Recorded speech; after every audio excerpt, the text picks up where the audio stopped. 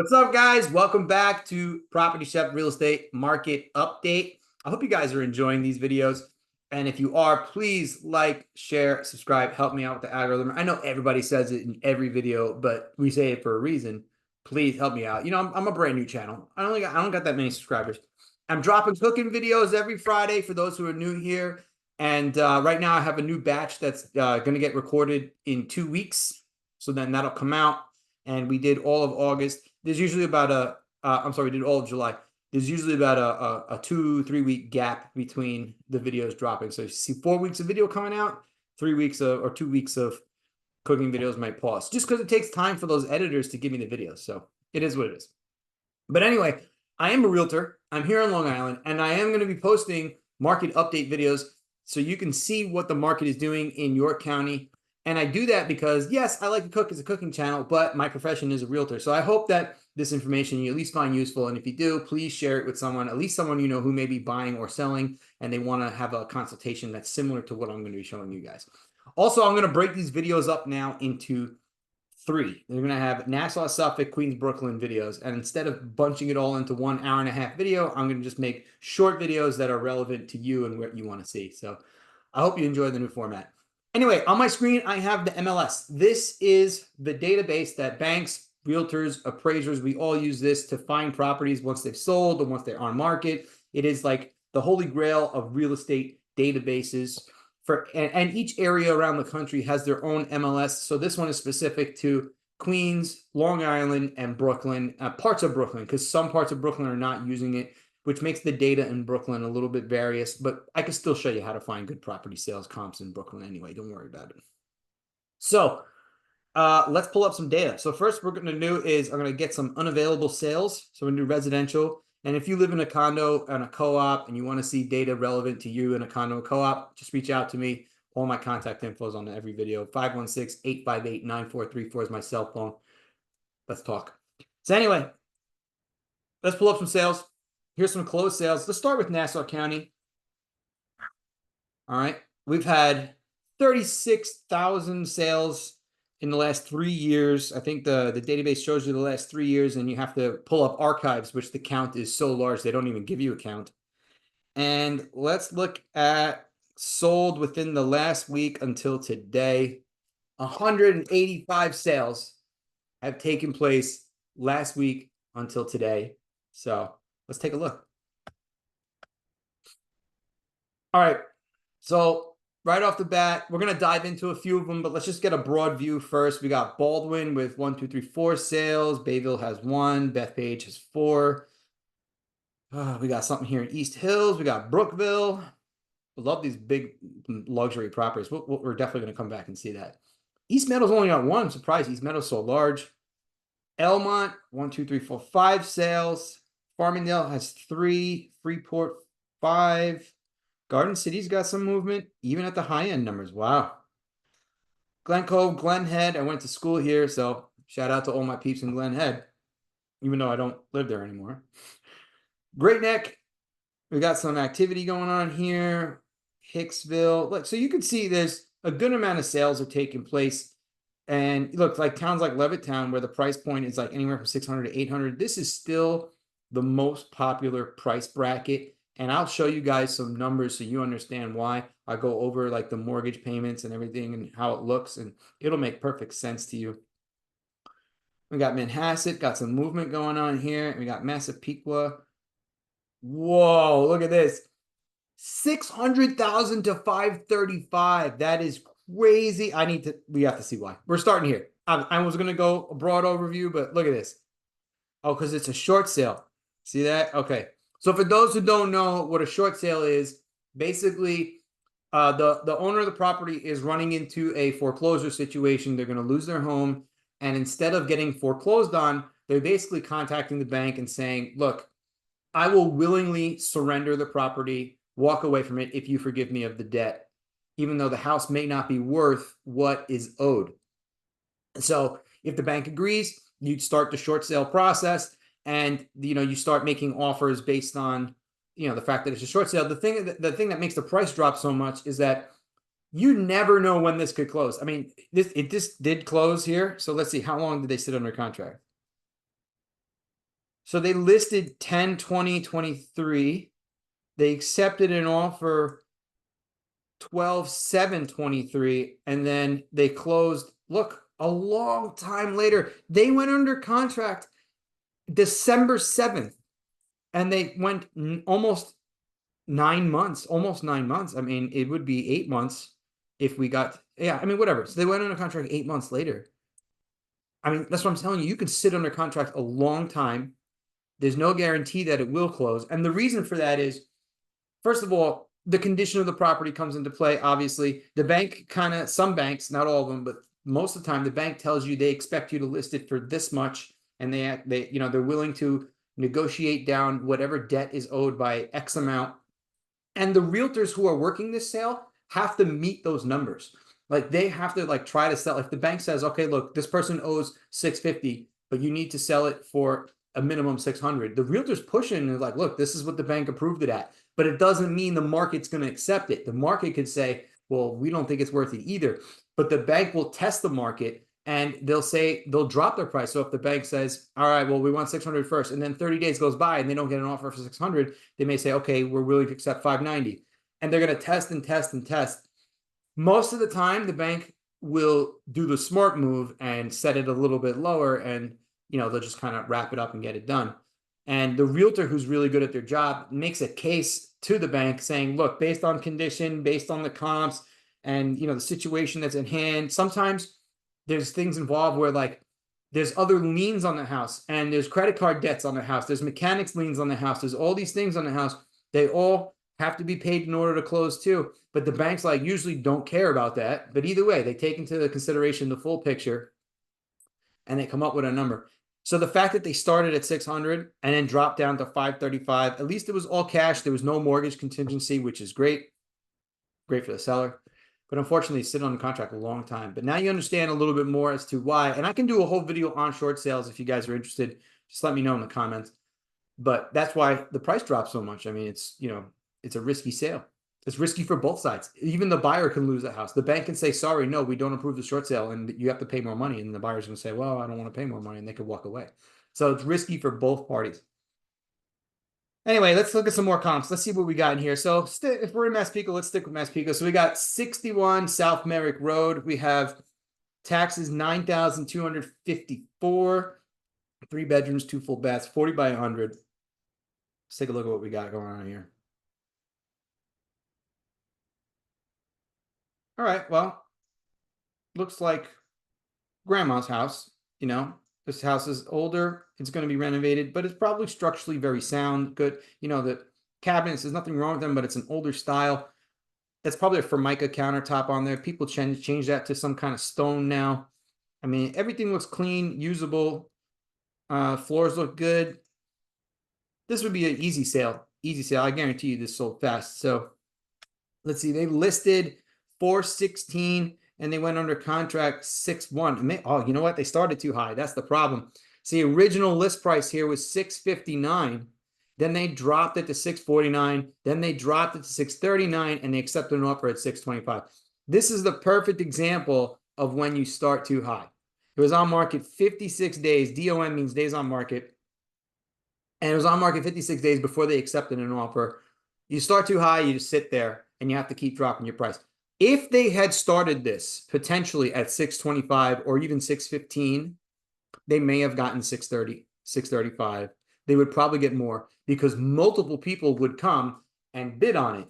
When you have one item for sale and the price looks good, and you have 4 or 5 people who want this one item, they will add onto the price and build it up. That's how you create a bidding war. But some people learn the hard way. They don't want to hear that. As a realtor, we tell that to customers all the time. Not everybody wants to hear it. So it is what it is. 269 North Atlantic Avenue. We got taxes $12,300. 4 bedrooms, 2 full bath, 60 by 100. Nice looking cape. Everything's updated. Again, this would be an easy sale. Very happy to have a listing like this. Clean, beautiful. The style is like white, gray, and black. Like every house I see that's new. White, gray, black, and maybe brown floors. Like there's always a splash of brown. But that's the the trend at the moment. Oh, they got what? They had an apartment on the second floor. Is this a legal two-family? I have to find out. I have to find out. Great looking house. Nice tiki bar. No, it's a single family. Wow. All right. I mean, you can have two kitchens, but it's suspect. But look what happened. List price 685. Contract price 750. 7 days on market, right? So we got list date here 531, under contract 610. Now keep in mind, listen to this. If you, let's say you're a seller, you have your listing up on market, and we drop this listing. I bet you they dropped it midweek. Let's take a look. What's 531? 531. It's a Friday. Okay, I would have dropped it on maybe Wednesday or Thursday, but they dropped it Friday. Fine. So they probably did an open house on the weekend and it was definitely 6162, June 1st, June 2nd, open house. All right, let's take, you know what? Look at the history. They probably got an open house here. So we got open houses. We got an open house on 531. The day it came out, they did an open house. Actually, no, they said it. End time 6-9. Oh, so they set up like basically a showing window. They did like showings from 531 till 6-9, and then they accept an offer 610. Whatever. It's another style of selling. Nothing wrong with that. It's good. What I would have done would have been a little different. I would have put it up on, so if we came out on the 31st, I would have put it out on the 29th, right? Then I would hold all showings from the 30th to the 31st. And people are going to call and ask to come see the place, but I'm going to tell them, look, we're going to do an open house this weekend. The seller's not ready. You know, they're preparing for that. Can you come this weekend? And the reason we do that is because I want to funnel all the appointments to the first weekend so that everybody has to show up, right? Look, if I'm dropping on the 29th or the 30th, I hold off for 2 days. Everybody's going to have to show up on the 1st and the 2nd right here. If everybody's showing up that time, they're all going to see each other, and they're immediately going to assume this property is selling for more. And they think, you know, the bidding war starts that way. It starts by perception. So as a listing agent, when I want to create demand, I funnel appointments to a specific window and make them all come at once. Sometimes it blows up the price, and sometimes it doesn't, but like it doesn't hurt you. You understand? Like everybody gets in eventually, even if they can't come the 1st to 2nd. You know, like, all right, well, you know, if you want to come Monday, that's fine too, whatever. But I just asked them, can you at least come the 1st or the 2nd? And we hold off those first 2 days to make all those people come at the same time. So it's definitely a great strategy to blow up your listing. But these people, look at this, 685 to 750. That is almost a 10% increase in the price. I mean, it's a no-brainer. House is beautiful, right? Let's go back up because I don't want to skip over the whole county here. What's going on here in Baldwin? We got house with big windows. 1029 Jackson Street. Taxes at $18,550. 7 bedrooms. Wow, 3.5 baths. Big lot size. This is definitely an oversized property. They had originally asked for $985. All right, then they dropped their price to $949, and they sold at $900. 73 days on market. So it's a long time sit on market, but you know, it's a big house. It was probably really hard to find comps for this house. I mean, just speaking from experience, like especially those oversized properties. The house is in great shape. Floors are beautiful. I mean, yeah, someone's going to come in here and touch it up, but it definitely doesn't look beat up by any means. This house looks like it's a canvas ready to be customized by the new owner. Everything looks good. But when you have an oversized property like this and you're pulling up comps for your area, it makes it very difficult because if there's not a lot of comps, you're kind of guessing with the price. So it's understandable how they could start at one number and then end up dropping because they're all guessing. But still, 900,000 is nothing to, you know, to think is like, that's not low. I mean, you're just short of $1 million. In fact, you saved yourself from paying the millionaire's tax. So congratulations on that. Anyway, 900,000. Congrats to those new owners. Let's see what else we got. We got Bayville. Single family here. Taxes at $12,591. 5 bedroom, 3 full bath, 50 by 100. Let's see. They asked originally for 580. I'm sorry, 850, and they got 850. 13 days on market. It's probably in beautiful condition. You got the nice balcony there over the garage, skylights. Guys, look, if you're going to sell your house in Nassau, Queens, Suffolk, Brooklyn, Queens, this is what I would do with you. We basically pull up your town specifically. We don't pull up the whole county. And we find houses that are similar to yours. And we guess what we can sell your house for based on this. And then I go over the math with you and do a breakdown of what I think your closing costs are going to be, so that you know exactly what you're going to be spending. There should be no guessing if you work with me. You should be like, all right, this is what I'm going to be spending. This is what I'm walking away with. So you know what? Let's do this house as an example. Check this out. So let's assume some things here. All right, we got 2% buyer's agent commission right here. So I'm going to assume that they listed it at 4% because they're splitting it 50-50. That doesn't always happen. Sometimes people are listing at 5%. It depends, or 6%. It depends on how much money the listing agent needs to spend on advertisement. Because as a listing agent, there's times where I'm just going to mute my phone. There's times where I get a listing, I'm like, man, I'm going to have to pump this listing. It's going to be like dumping money into ad spend. And you have to, just like any business, you have to pass those charges down.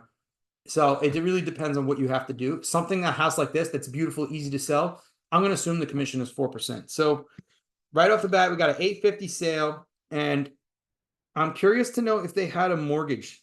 Let's see if we can get a little financial data on the property. And let's see if they had a mortgage before. Let's see here. Features, schooling, listing history.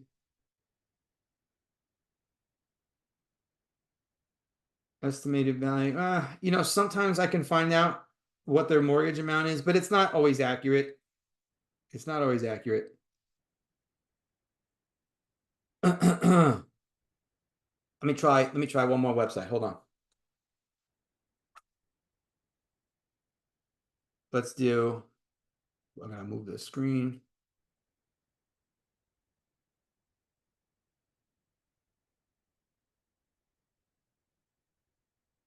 So it's 7 Knollwood Avenue. Now, like what I'm about to show you, this is what I do when I sit down with my sellers. I'm going to show them what the closing costs would be if you own this home. So we're going to pull up this house. I just want to see if they had a mortgage or not. We got 7 Knollwood Avenue, Bayville.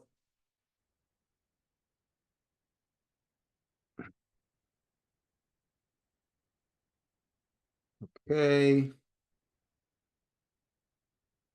Sales history, active mortgages. So it looks like they had a mortgage on there. Active mortgages. They did have one. The original amount was 75. So they owed about 60,000, which is great. Good for them. Good for them, right? So let's go over the numbers. They sold for 850. All right. We know that we have the 60,912 mortgage. So let's take the commission out. So 850 times 0.04, $34,000 in commissions was paid. Then you have transfer tax from the state. So we divide this by 1,000 and times it by 4. You got state transfer tax, which was 3,400.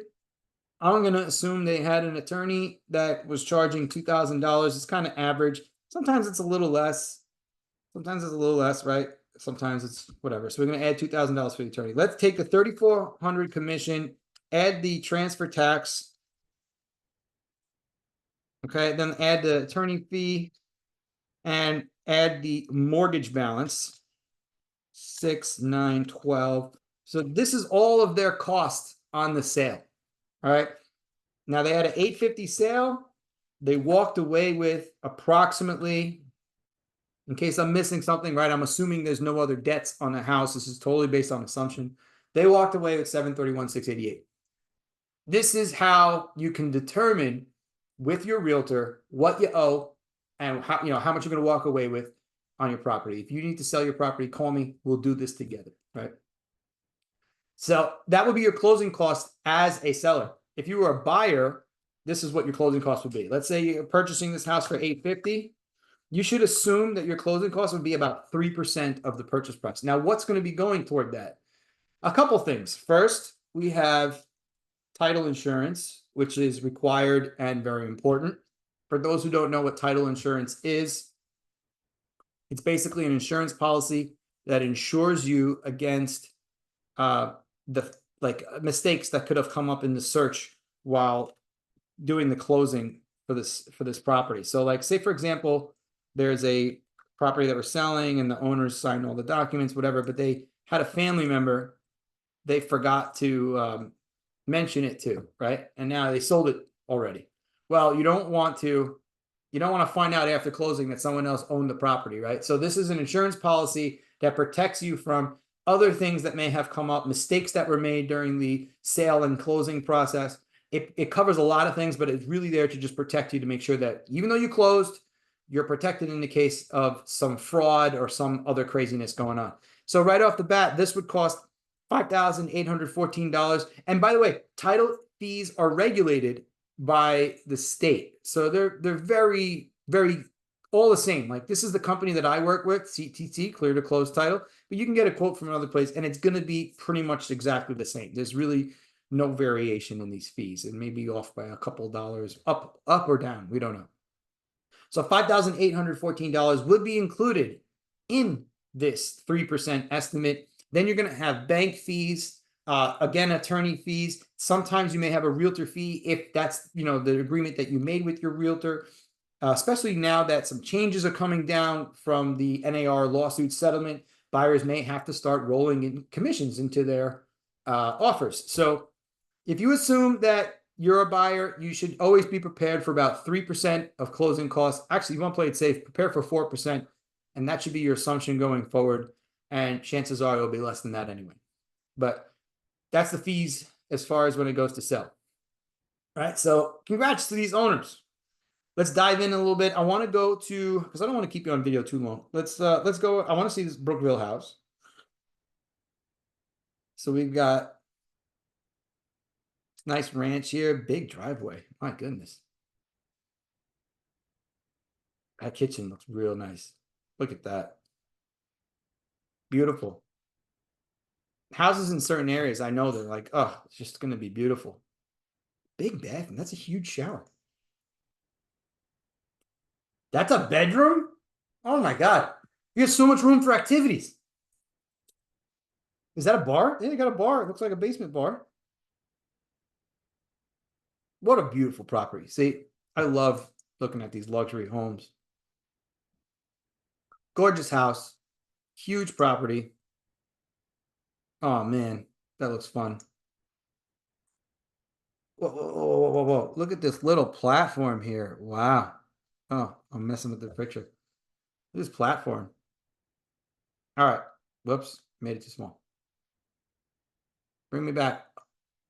Bring me back 100%. There we go. All right.